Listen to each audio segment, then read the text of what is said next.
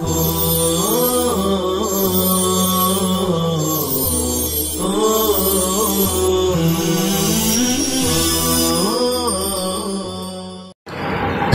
علیکم ورحمۃ اللہ وبرکاتہ۔ حضرات سامعین محترم، جمعہ 16 صفر المظفر 1443 ہجری مطابق 24 ستمبر 2021 کے عربی خطبے کا اردو ترجمہ آپ سننے جا رہے ہیں۔ بسم اللہ الرحمن الرحیم، الحمد للہ رب العالمین، والصلاة والسلام على سید الانبیاء والمرسلین نبینا محمد بن عبد اللہ خاتم النبیین وعلى آلہ وصحبہ اجمعین، اما بعد۔ بزرگان محترم و برادران اسلام،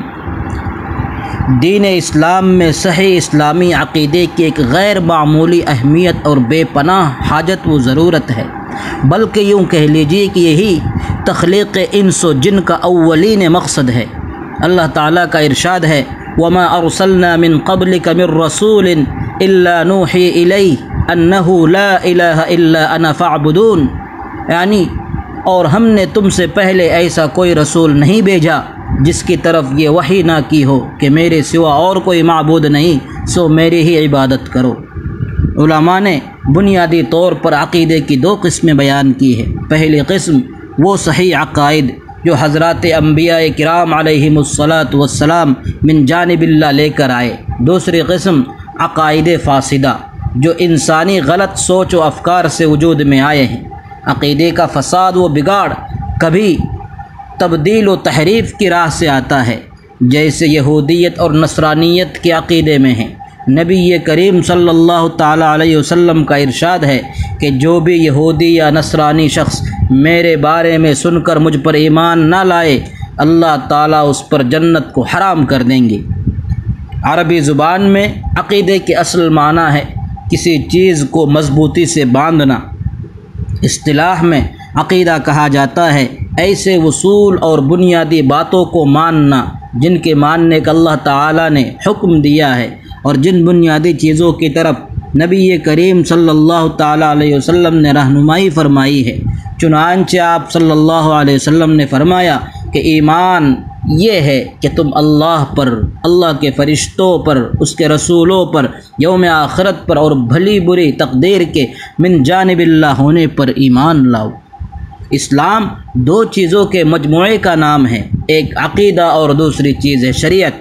چنانچہ عقیدہ اسلام کا یقینی علمی پہلو ہے، جبکہ شریعت عبادات، معاملات، حدود اور اقتصاد و معیشت کے سلسلے میں تکلیفی پہلو ہے، یعنی بندہ ان اعمال کے انجام دینے کا مکلف ہے۔ معلوم ہوا کہ صحیح اسلامی عقیدہ انتہائی ناگزیر و اہم ہے، کیونکہ اس میں ان تین اہم سوالوں کے جواب ہے جن میں عقل انسانی صدیوں سے حیران و ششدر ہے اور ان کے صحیح جواب تک پہنچنے سے وہ عاجز و قاصر رہے ہیں، جس کی وجہ سے وہ گمراہی کے دلدل میں پھنس گئے۔ وہ تین سوالات کیا ہیں؟ وہ تین سوالات یہ ہیں: ہم کہاں سے آئے، کیوں آئے اور ہمیں واپس کدھر لوٹنا ہے۔ چنانچہ ہم کہاں سے آئے، اس کا صحیح جواب ہمیں اسلام دیتا ہے۔ اللہ تعالیٰ فرماتے ہیں، هل أتى على الإنسان حين من الدهر لم يكن شيئا مذكورا إنا خلقنا الإنسان من نطفة أمشاج نبتليه فجعلناه سميعا بصيرا۔ انسان پر ضرور ایک ایسا زمانہ بھی آیا ہے کہ اس کا کہیں کچھ بھی ذکر نہ تھا، بے شک ہم نے انسان کو ایک مرکب بوند سے پیدا کیا، ہم اس کی آزمائش کرنا چاہتے تھے، بس ہم نے اسے سننے والا، دیکھنے والا بنا دیا۔ معلوم ہوا کہ ہماری تخلیق کا مصدر اللہ تبارک و تعالی ہے، جبکہ ڈارون اور اس کے ہم خیال لوگوں کا نظریہ یہ ہے کہ انسان کی اصل ایک ایسا خلیہ ہے جو سیاروں سے ایک لخت زمین پر گرا، پھر یہ خلیہ بڑھتے بڑھتے ایک مختصر سی شکل کا حقیر جاندار بن گیا، پھر اس میں ارتقاء ہوا اور تغیر و تطور کے مختلف مرحلوں سے گزر کر بندر کی شکل اختیار کر گیا، پھر بندر سے انسان بن گیا، جو کہ ایک سراسر غلط نظریہ اور خیال ہے۔ دوسرا سوال یہ ہے کہ ہم کیوں آئے؟ قرآن کریم اس کا جواب یوں دیتا ہے وَمَا خَلَقْتُ الْجِنَّ وَالْإِنسَ إِلَّا لِيَعْبُدُونَ کہ میں نے جن و انس کو صرف اس لیے پیدا کیا کہ وہ میری عبادت کرے، اور عبادت میں اللہ تعالیٰ کی معرفت، اس سے محبت اور اس کے تمام احکامات کو جان کر ان کے مطابق زندگی گزارنا ساری چیزیں شامل ہے۔ تیسرا سوال یہ ہے کہ ہمیں لوٹ کر کہاں جانا ہے؟ تو اس کا جواب قرآن یوں دیتا ہے وَأَنَّ إِلَىٰ رَبِّكَ الْمُنْتَهَىٰ، اسی طرح إِنَّ إِلَىٰ رَبِّكَ الرُّجْعَىٰ، ہر ایک کو اپنے رب ہی کی طرف پہنچنا ہے۔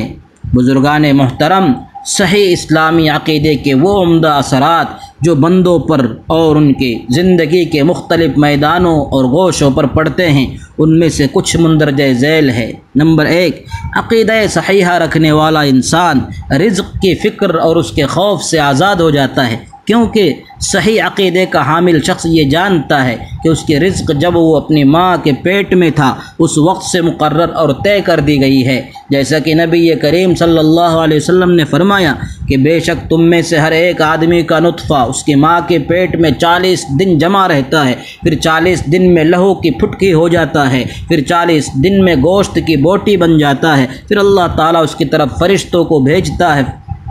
ہے، وہ اس میں روح پھونکتا ہے، پھر فرشتے کو حکم دیا جاتا ہے کہ اس بندے کی رزق اور اس کی مدت زندگی کو لکھ لے۔ اللہ تعالیٰ فرماتے ہیں وَمَا مِن دَابَّةٍ فِي الْأَرْضِ إِلَّا عَلَى اللَّهِ رِزْقُهَا، کہ روئے زمین پر ہر چلنے والی مخلوق اور ہر چلنے والی چیز کی روزی اللہ کے ذمے ہے۔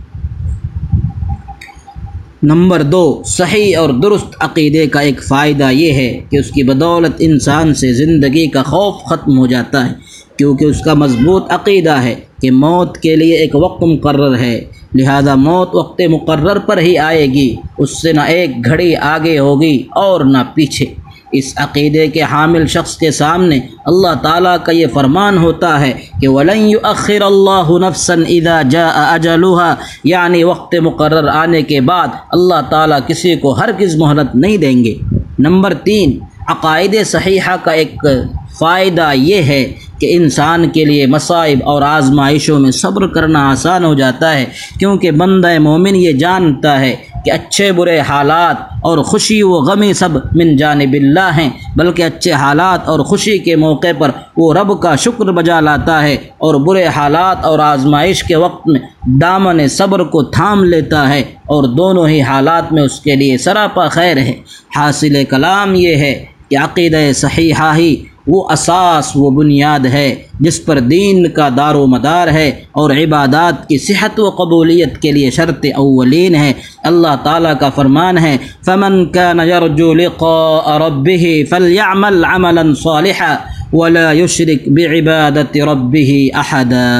جو کوئی اپنے رب سے ملنے کی امید رکھے تو اسے چاہیے کہ اچھے کام کرے اور اپنے رب کی عبادت میں کسی کو شریک نہ بنائے۔ اللہ تعالی ہمیں عقائد حق کا صحیحہ اپنانے کی توفیق عطا فرمائے۔ وصلی اللہ وسلم علی نبینا محمد